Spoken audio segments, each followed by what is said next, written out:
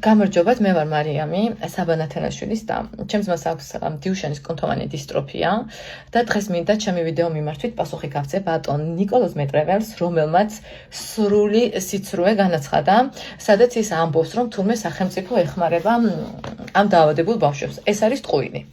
და შევეცდებით ჩვენი ისტორია ზოგადად ძალიან დიდი და ტრაგიკულია, მაგრამ შევეცდები რომ ძალიან მოკლედ მოგიყვეთ თუ რატო ვამბობ, რომ ეს ადამიანი ტყუის, სადაც ამბობს, რომ თურმე სახელმწიფო წლებია ამ ბავშვებს ეხმარება. ჩემი ძმა უკვე ბოლო 2 წელია მართვით უნქვაზია, რაც იმას ნიშნავს, რომ მას აქვს სტომა და ამის დახმარებით იგი მოიხმარს ჟანგბადს აპარატურით. აპარატურა, რომელიც ჩვენ დაგვჭირდა საქართველოში, ეს ჩდებოდა 22,000 ლარი. ამის გამო ჩვენ მივმართეთ მერიას ჯანდაცვას და გამგეობას, რომ დავხმარებოდნენ ამ თანხის დაფინანსებით, სადაც მივიღეთ უარი. ეს არის დოკუმენტი მერიიდან, რომ ისინი უარს ამბობენ დაფინანსებამდე, ეს არის გამგეობა, სადაც ასევე უარი მივიღეთ.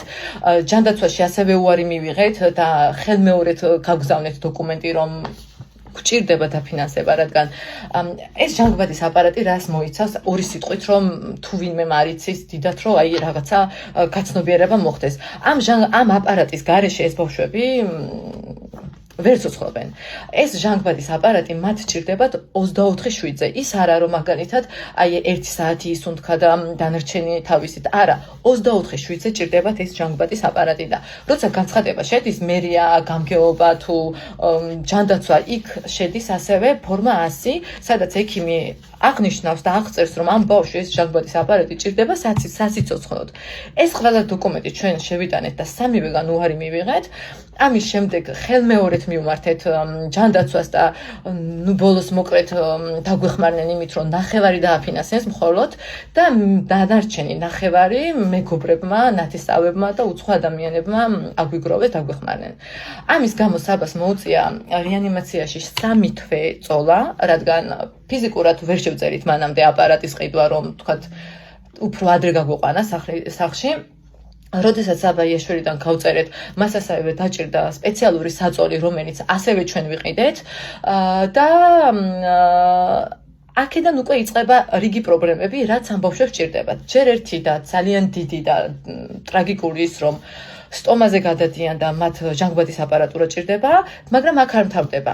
მათ ჭირდებათ ყოველდღიური ჰიგიენა. რას ნიშნავს ახლა ყოველდღიური ჰიგიენა? ის არა მაგალითად, რომ დასაბანის საშუალებები ჭირდებათ. არა. როდესაც ბავშვს ყელში უყენია სტომა, მას ჭირდება ასევე სანაცია.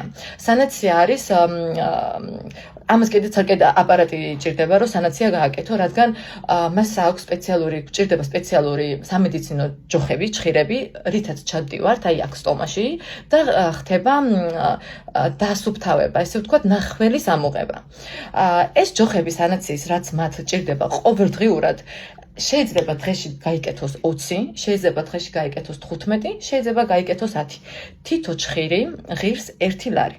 ასევე ჭირდება ხერთათმანები, რომელიც თითო ხერთათმანი ღირსა ლარი და 20 და აი ყველაზე მინიმუმი თანხა რო ვთქვა ყოველდღიური, რაც ამ ჰიგიენაში ჭირდებათ, ეს არის 40-45 ლარი, რომელსაც არაფინანსებს არც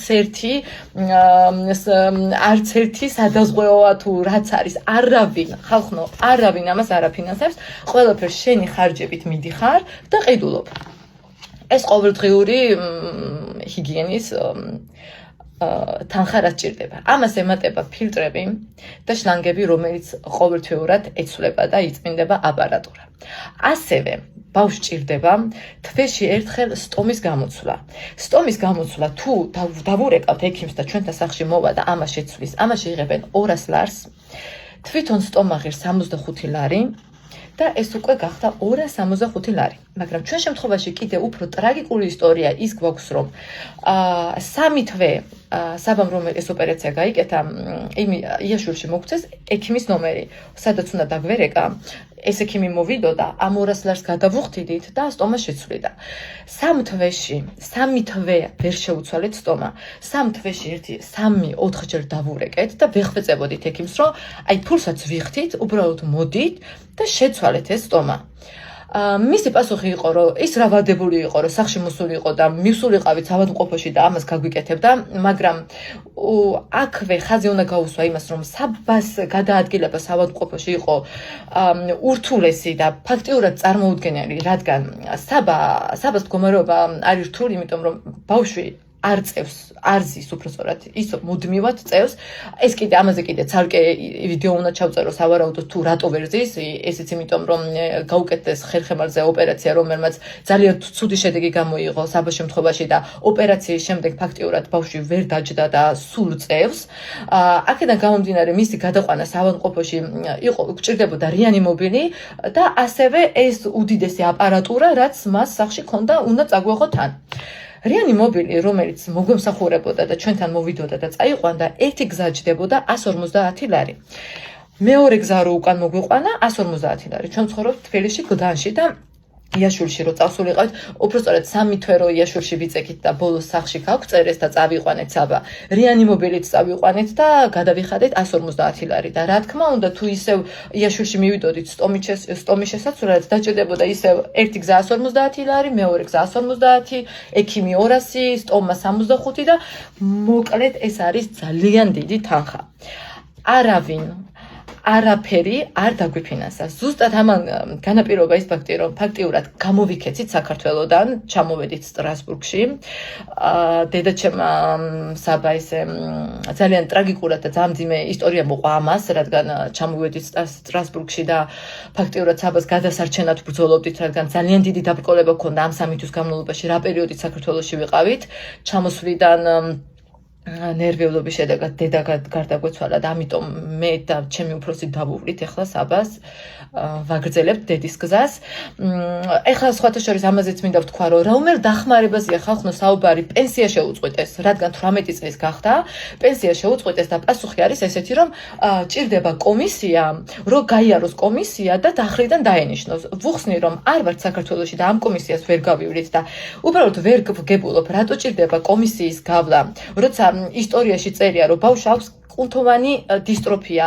ამის გაუმჯობესება კი არა, ყოველწლიურად გაუარესება ხდება ამ ბავშვების ამ დაავადებით და უბრალოდ ვერ ხვდები რა გონიათ, რომ კომისია ახრიდან გაიაროს, რაღაც უკეთესი შედეგი გვექნება, განკურნებულია, გამოჯამრთელებულია თუ რას ელოდებიან და რატო უნდათ ამის გადამოწმება ვერ ხვდები, ამიტომ რომელ დახმარებაზეა საუბარი, კუთვნილი პენსიაც კი აღარ აქვს დღეს ჩემ ძმას საბა ნათელაშვილს და ეს არის დოკუმენტები, სადაც ფაქტიურად უარი მივიღეთ ყველა დახმარებიდან და ყოველდღიური დახმარება, რაც ჟანგბადზე მყოფ ბავშვებს ჭირდება, ეს სანაციის ჯოხებია თუ სტომის გამოცვლა თუ ფილტრებია თუ რაც არის, არაფერი არ ფინანსდება. 1 ლარითაც კი და ძალიან დიდი სირცხვილია, რომ სახელმწიფოს წარმომადგენელი აი ესე გამოდის და აი ესე ძალიან სერიოზულ და ძალიან ცუდ ტყუილს იძახის.